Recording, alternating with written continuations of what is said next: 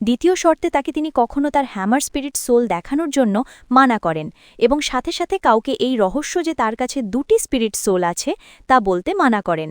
আর যতক্ষণ না তার জীবনের ওপর বিপদ আসে ততক্ষণ তিনি তাকে হ্যামার স্পিরিট ব্যবহার করতেও মানা করেন। এই শর্তগুলোতে রাজি হয়ে ট্যাং শ্যান নিজের সফরে বেরিয়ে পড়ে। সে এখন গ্রামের চিফের কাছে যায় এবং এখন দুজনেই শহরের বড় স্কুলে অ্যাডমিশন করানোর জন্য বেরিয়ে পড়ে। এখন তারা দুজন রাস্তা জিজ্ঞাসা করতে করতে স্পিরিট মাস্টার একাডেমির দিকে যায়, যেখানে গেট কিপার তাদের আটকে দেয়। এখন চিফ তাকে তার পাস দেখান যা তাকে স্পিরিট মাস্টার দিয়েছিলেন। গেট কিপার সেই পাস চেক করে এবং এই পাসটিকে সে ফেক মনে করে, কারণ এই পাসে ব্লু সিলভার গ্রাস লেখা ছিল, কিন্তু সাথে সাথে সোল পাওয়ার 10th র্যাঙ্ক বলা ছিল। এখন ব্লু সিলভার গ্রাস হওয়া এবং 10th র্যাঙ্ক হওয়া এমনটা খুব রেয়ার কন্ডিশনেই পসিবল, আর যে ছোট জায়গা থেকে এই ছেলেটি এসেছে সেখানেই রেয়ার জিনিস হওয়া সম্ভবই নয়। এখন চিফ এবং গেট কিপারের তর্কাতর্কি শুরু হয়।